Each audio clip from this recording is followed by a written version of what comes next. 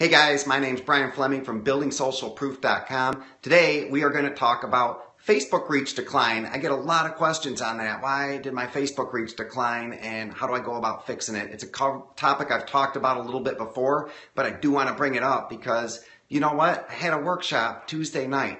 I had over 100 live people on that workshop, and after the workshop I got a couple emails and people were asking more about that, so I wanted to cover even more to Facebook reach. And guys, if you want to watch that replay, it was a great workshop. I gave away a 20-page cheat sheet of how to do everything I do on Facebook so you guys can follow and get the same results. And to get that, just head on over to BuildingSocialProof.com. If you head over there, you can get the replay link and you'll also get the cheat sheet. Great thing for you. Head on over and definitely do that. So Facebook reach, why did it decline? Well, what happened about 3 or 4 years ago is Facebook, they looked at the sheer number of posts people have to deal with on a daily basis. You know, right now when you and I sign into Facebook, there's somewhere between 1,500 and 2,000 posts competing for our attention. So how do you know which one's more important than others? I mean, not all posts are created the same, right? So what Facebook did is they figured out a couple things, and they created this thing called EdgeRank. And I've talked about EdgeRank before, and it works on 3 parts. So it's really important to know these 3 parts so that you can use them in your favor to start getting some of your page reach back, okay?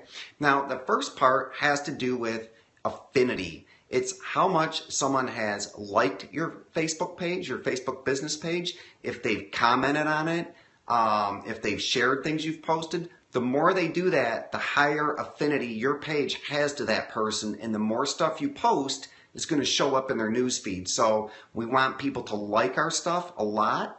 Like when we post things, they have to generate likes to build up that affinity. They need to be commented on and shared. So remember that. It's really important that what you post to Facebook gets likes, comments, and shares. It builds that affinity, and like picture it like drawing people actually closer to you. So that's the first component that Facebook looks at. If you post stuff and it doesn't get a lot of likes and shares, you don't have a lot of affinity, and so your posts aren't going anywhere. So that's the first reason why you don't have any Facebook reach, is your posts aren't getting enough shares and likes. I'm going to show you later how to reverse that. Okay, so the second thing they look at is the actual content itself. So somebody may not like your stuff a lot, they may not have a lot of affinity, but you post something that's friggin' awesome and it's starting to get a lot of likes and shares. Well, that post now, it has a lot of weight behind it. So it starts showing up on more and more people's newsfeed because, I mean, it makes sense, right? Facebook says this is good stuff. People are liking it, sharing it, commenting on it. We should show it to more people. So again, having good stuff will help it go further. And I'll talk about that in a second, how we can do that in a 1-2 punch and help you out there. So it's how much they like your stuff in general. It creates a tighter affinity. That'll get your reach higher, and it's a reason why your reach has declined. The second one is the stuff you're actually posting. It has to be so good it generates a lot of likes, shares, and comments. And honestly, guys, most business stuff we post doesn't fit the bill. So if I post this video, for example, it's not going to go real far on Facebook. It's just not going to get enough likes, shares, and comments to go far. But I'll still post it, and it'll go further than it would have because of the affinity I've built with the people who've liked other posts. So hopefully that makes sense. The third component is just simply time. The sooner you post things, the more weight they get. So they show up in people's news feed more because it was posted sooner. So those are the reasons why your Facebook reach is declining. Now,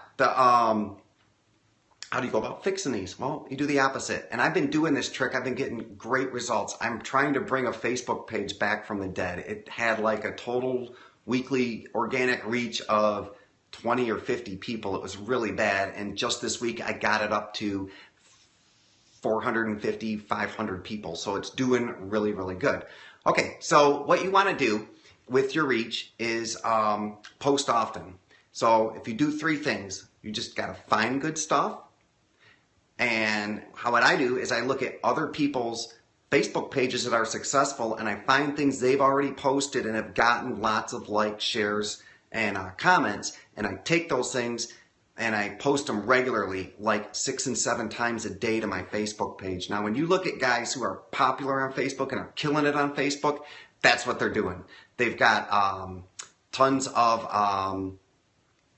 tons of posts every day. They post 7 or 8 times a day. So anyway, guys, that's it.